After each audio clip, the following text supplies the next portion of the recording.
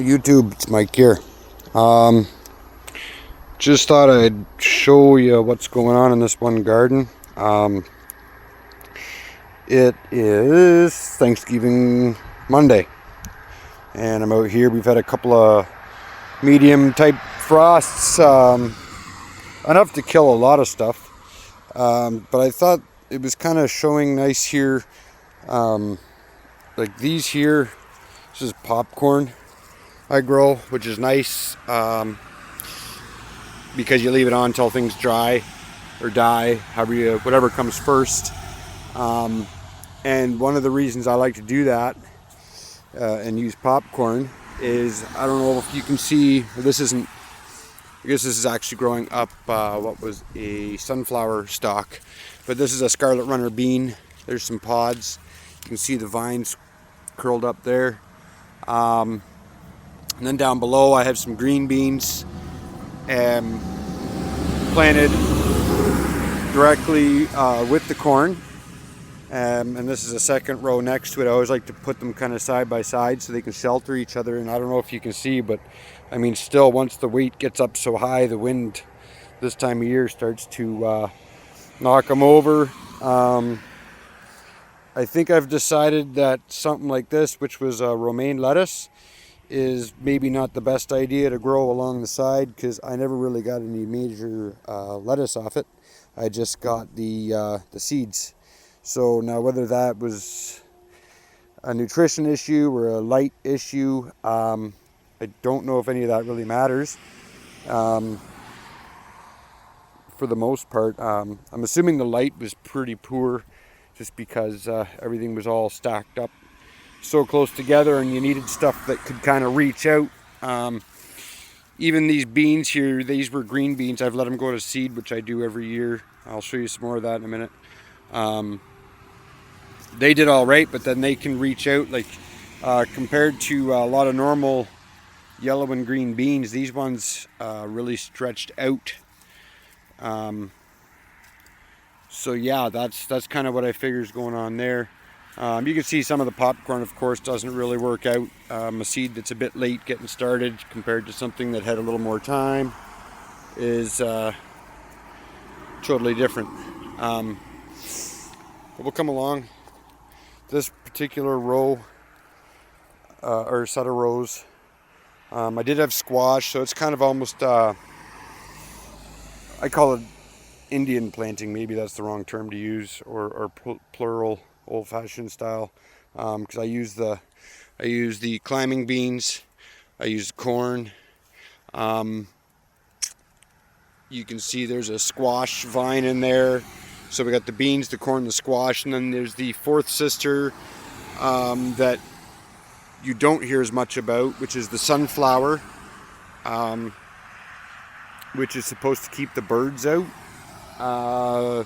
The squash is supposed to keep the raccoons and the squirrels and stuff out of the corn, and the beans produce nitrogen to help the corn grow, and the corn supports the beans, and there's a whole big thing, if I could remember the exact order to say it all in, but it works not too bad. I mean, here's a good example of a bean that's come up fairly far on this corn.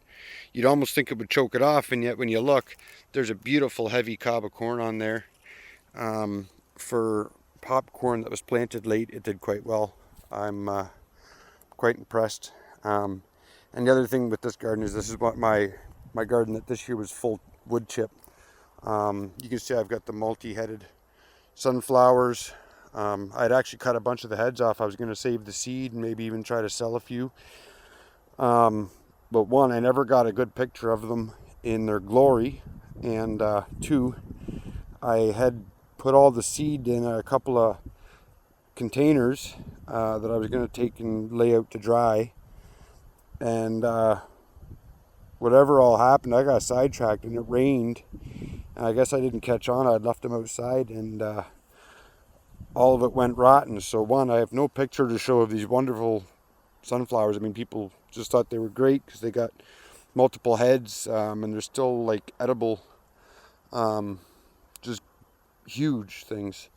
I don't know if you can tell by the look of tree trunk on this thing, but it's a big sunflower, and so I was really hoping to save a bunch more seed off of them, and I might still try to grab a few, but it's not going to be nearly what I had originally. Here you can see it's a big ball. I think there's a main couple of climbing bean vines in that batch of sunflower and corn and bean vines, and the whole thing kind of went over in a big collapse. And yet, if you look, you know, as far as if you wanted to do production, you have corn. Some of the cobs aren't real big. Again, this was planted late. This is also in a poor sunlight area, this particular corner. But you can see there's some beans that grew. The squash has already been pulled out of here, and yeah, it's not that bad. It's not as bad as you might think when you first look at it. It just looks like a big mess. But if I sort through that, there's lots of stuff in there that I can pull off and harvest and use. I have kind of the next row over after those two. We still got nice green carrots. Something's eating all the beet tops off. I don't usually rush to pull these. If I get them out before frost, I figure that's pretty well good enough. So that's the carrots and the beets, which instead of planting in groups this year too, I was going to point out, I planted the beets and then the carrots, which normally I would split a row and I'd plant 2 rows of beets and 2 rows of carrots. But I decided to do it this way just to keep with my pattern of monkeying with things and trying to plant differently. Who knows, maybe the beet tops taste so much better than the carrots to save the carrot tops, but either way, before frost I should get these dug up. So that's that. Here's a bunch of potatoes that had gone a bit green. I wasn't on top of my wood chipping, but I mean, that's a good sized potato. These guys here I should probably stick somewhere and see if I can get them to sprout for next year, because those might be some good seed potatoes sitting right there, and there's no sense wasting them if I can still use them to grow more. Come along here. These are purple beans. If you've watched my other videos, you've probably seen them. These are now going to seed. We'll just pop one of these apart here maybe and see if I can show you what's in there quick. But there's your seed right there. So you let these all dry out, collect them up, and that's my next year's seed. Now these ones, which I think is interesting, these purple beans, this is their second or third year since I first bought the seed for them, and that's what they look like right now. But if you come along, you'll see where there's a split here, and over here, these are the green beans. And I'm going to say it's been 6 or 7 years that I've been collecting all my own seed off of my own property and growing these. And according to the old timers, what that does is it acclimatizes them to the soils, so they just do that much better. And I'm going to come over here as I try to open this. Where did I drop that one seed? Shoot, I lost them. Anyway, over here in the purple bean, I'll show you this one. These have the brown seeds and the nice thick pods. What do I have here? Here. Trying to be resourceful. We'll set that bean with the seed that I just pulled out of it there. And here's purple right here. And this video is getting kind of long.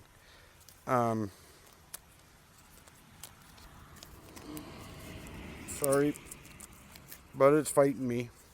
So anyway, then as I shake you around, there is the purple bean, and there's the green bean that I've been growing for so long. Now you can see the seed sizes are definitely different. I have a theory that the purple will catch up to the green bean as far as like their viability or their vigor. Like these green beans, they just seem to keep on producing. I mean, it's kind of funny. I would almost put money if I had a couple of good warm days, these things would just start sprouting and growing again. They're kind of bomb proof, and they just keep going, and it's awesome. It's wicked. And something's been chewing them off. Whatever's been into my beets likes bean tops too, I guess. Other seeds I saved quick. These were my snap peas. They've been done for a little while, but again, you can see they dry out. There's the seed inside. I just basically go and collect a bunch of them. Away they go.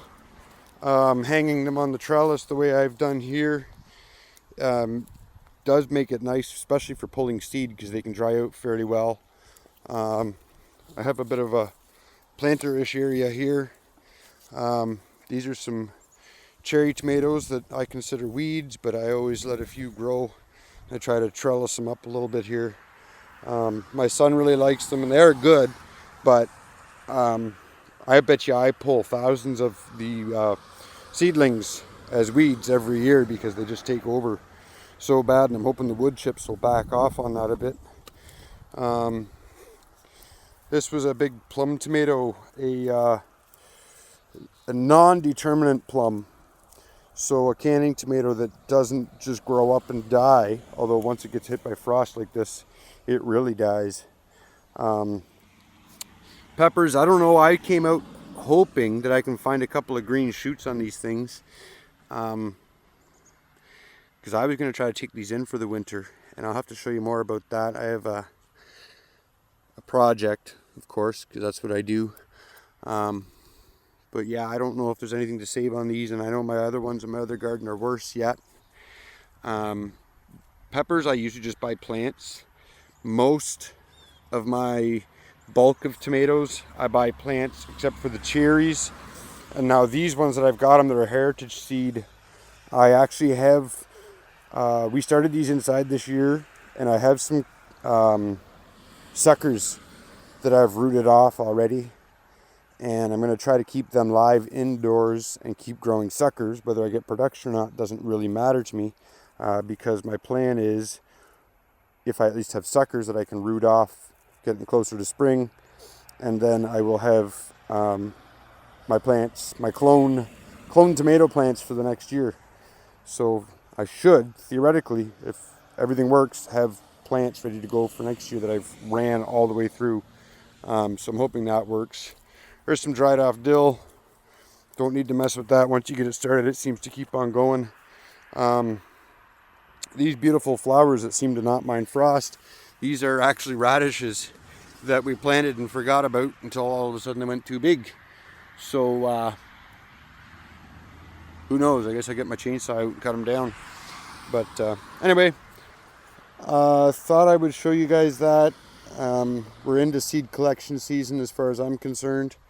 And my 3 sisters plus 1 or 4 sisters planting, which was from what I understand from my research on native method, it works pretty well. Even though I didn't do it properly according to doing groups and the way they describe planting it, I went with kind of the rows, but I did group things together side by side, and it worked. I've done stuff like it before. I've had some success and some failures, but I'll keep working at it until I get a better method down, and then that'll all make sense hopefully. And if I come up with a kind of a formula or a couple of guidelines, then I can tell people more what I have found in my area. So yeah, that's it. Thanks for watching, and we'll check back when I find out more stuff to let you in on. All right, ciao.